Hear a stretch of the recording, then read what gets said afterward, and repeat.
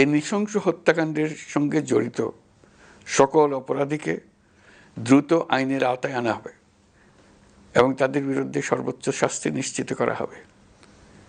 এই বিষয়ে কোনো ধরনের শৈথিল্য দেখানো হবে না। বিপ্লবী রক্তে উজ্জীবিত এই তরুণ নেতা ওসমান হাদী ছিলেন প্রতিবাদের অনন্য প্রতীক।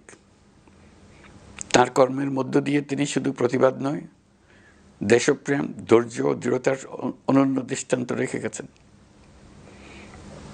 আমি দেশের সকল নাগরিকের প্রতি আন্তরিক আহ্বান জানাচ্ছি, আপনারা ধৈর্য ও সংযম বজায় রাখুন।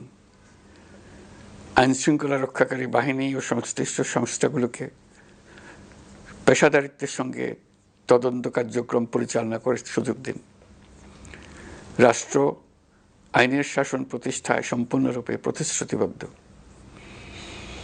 আমি আবারও স্পষ্টভাবে বলতে চাই, ওসমান হাদী ছিলেন পরাজিত শক্তি ফ্যাসিস্ট সন্ত্রাসীদের শত্রু।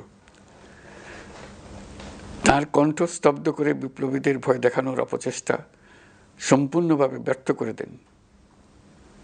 ভয়, সন্ত্রাস কিংবা রক্তপাতের মাধ্যমে এদেশের গণতান্ত্রিক অগ্রযাত্রা কেউ থামাতে পারবে না। আমরা এখন গণতান্ত্রিক উত্তরণের চূড়ান্ত পর্যায়ে উপনীত হয়েছি। শহীদ হাদী ছিলেন এই প্রক্রিয়ার অবিচ্ছেদ্য অংশ।